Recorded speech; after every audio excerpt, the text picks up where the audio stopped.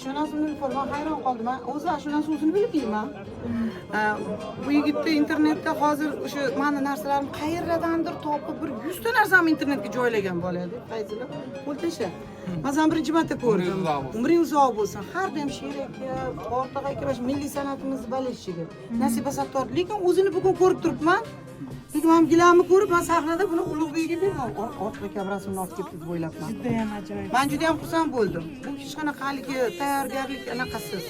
Shunaqa e'tiboring uchun rahmat. Yana aytaman, bu kichkina konsertda gilam olib kelganmiz, o'zimni konsertimni boshini olib kelarkan. Inshaalloh, xudo xohlasa. Umring uzoq bo'lsin. Sizam sog' bo'ling. Sani mana yuzingni ham boshqacha nega kelib qolgan ekansan? To'g'ri, internetda zaochni ko'rishardik, yozib ma'nosalarini qo'ysa, voy ba'zida qachon ko'rishamiz deydi.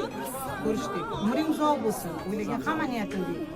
Mana shunaqa san'atkorlik mehring bo'lsa, buni pastga yozuvlarim hali ko'pchilik yo'qlab qolishi mumkin. Bu qo'l ko'chiring.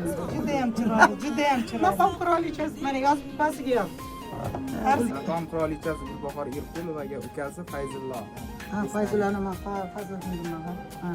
Umring uzoq bo'lsin. Samarqandlardan oqibat qilgan uchun senga katta rahmat. Ana xudo xolisa aktyor bo'lib yaxshi. Konsertlar qo'yganingda men ham keling mana shunaqa bir gilam ko'tarmasam bir narsa ko'tarib keling. Sog' bo'ling. Men barcha xursand bo'ling. Yana bir marta. Bu rasm uchun emas, men bu konsertda o'zim nechigina narsa aytganimda shunga e'tibor berganingiz uchun rahmat. Sog' bo'ling. Umring uzoq bo'lsin.